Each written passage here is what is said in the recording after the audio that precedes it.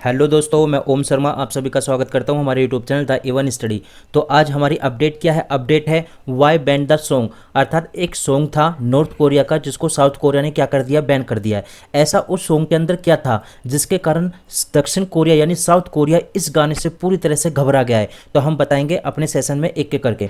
तो सबसे पहले ये हमारा टेलीग्राम है, इसका स्कैन कोड है, आप इसको स्कैन करके भी हमारे टेलीग्राम लिंक से जुड़ सकते हो। यदि यहाँ से स्कैन नहीं हो पाता तो वीडियो के डिस्क्रिप्शन में लिंक दिया होता है, वहाँ से भी आप कनेक्ट हो सकते हो और हमारे टेलीग्राम से जुड़ सकते हो। चलते हैं अपडेट पर।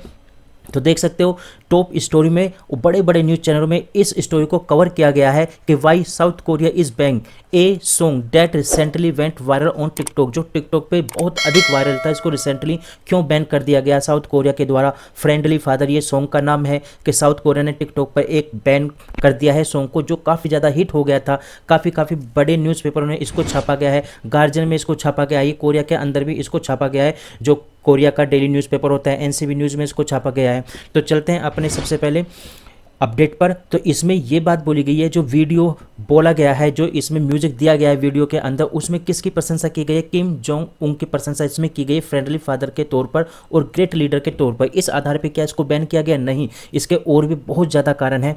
तो यहाँ पे आप देख सकते हो ये साउथ कोरिया है, यहाँ पर ये किम जोंग उंग है। इसमें सीधे सीधे बताया गया कि it will be ban A viral north Korea propaganda. अर्थात इसको प्रोपोगंडा बताया गया है कि यह सॉन्ग एक तरह का प्रोपोगंडा है और ये वो सॉन्ग है। इस सॉन्ग को मैं आप लोग को आगे सुनवाऊंगा।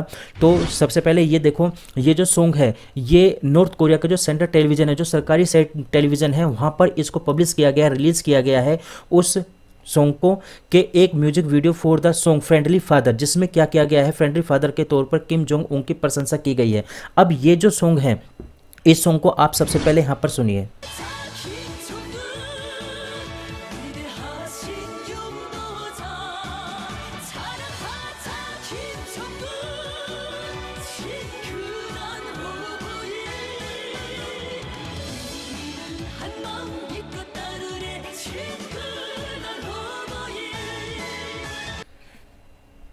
आपने इस सॉन्ग को सुना। अब इस सॉन्ग में जो बात बोली गई, सबसे पहले इस पे बात करते हैं। इस सॉन्ग में किम जोंग उंग को फ्रेंडली फादर के तौर पर और ग्रेट लीडर के तौर पर दिखाया गया है। म्यूजिक इसका काफ़ी ज़्यादा अच्छा है और म्यूजिक अच्छा है, इस आधार पर इस सॉन्ग को खुद साउथ कोरिया के लोग भी काफ़ी ज़्यादा प्रशंसा कर रहे हैं।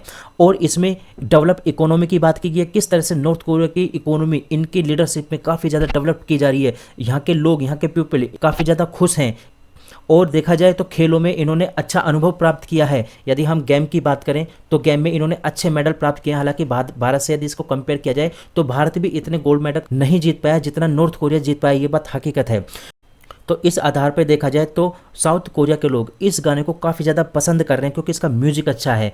और म्यूजिक अच्छा है, साथ के साथ में इसमें इतनी ज़्यादा प्रशंसा, इतनी ज़्यादा खुशी दिखाई गई है नॉर्थ कोरिया के अंदर कि साउथ कोरिया वालों को वो हजम नहीं आई। हजम नहीं आई तो जाहिर सी बात है इस गाने को वहाँ पर क्या कर दिया, बैन कर दिया। अब सबसे पहले देखें, ये भारत है। यदि भारत के सीधे सीधे नॉर्थ ईस्ट में चला जाए तो यहाँ पर ये जो देश है, ये नॉर्थ कोरिया और साउथ कोरिया, ये दोनों के दोनों हैं यहाँ पर।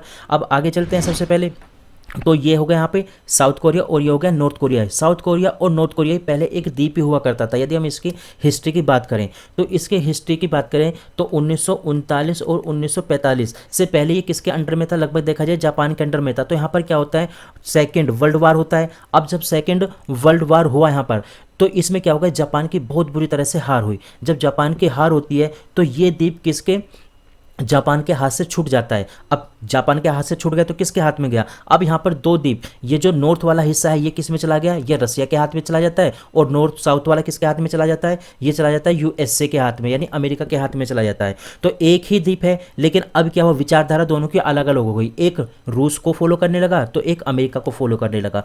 तो नॉर्थ कोरिया किस आधार पर डेवलप्ड हुआ? इसका नाम क्या रखा गया? इसका नाम रखा गया the Republic of north Korea. हालांकि इसको रिपब्लिक कहा गया, वास्तव में रिपब्लिक नहीं था।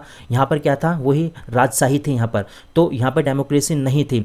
लेकिन फिर बाद में क्या हुआ, तो 1950 से 1953 के आसपास यहाँ पर क्या हुआ, युद्ध होता है। अब युद्ध होता है, उसमें लगभग 2 मिलियन से अधिक लोग मारे गए थे। मैं आपको आगे दिखाता हूँ इस चीज़ के बारे में। यदि यहाँ पर देखा जाए कि इन दोनों को अलग क्यों किया गया, तो इन दोनों को अलग किया जाता है। सबसे पहले हम यहाँ पर देखते हैं, ये चीज़ यहाँ पर नीचे चलते हैं कि नॉर्थ कोरिया और साउथ कोरिया को डिवाइड किया जाता है। अब डिवाइड क्यों किया जाता है, हम यहाँ पे 1945 से 48 से बीच जो मैंने यहाँ पे कहानी बताई आपको बता दी है, पहले जापान के अंडर में था, लेकिन क्या होगा सेकेंड वर्ल्ड वॉर के बाद ये जापान के हाथ से छूट जाता है। अब यहाँ पे देखा जाए यदि वार की बात की जाए तो 1950 से 1953 के बीच में युद्ध हुआ था और कितने लोग मारे गए थे, लगभग 2.5 मिलियन से अधिक लोग वहाँ पर मारे गए थे।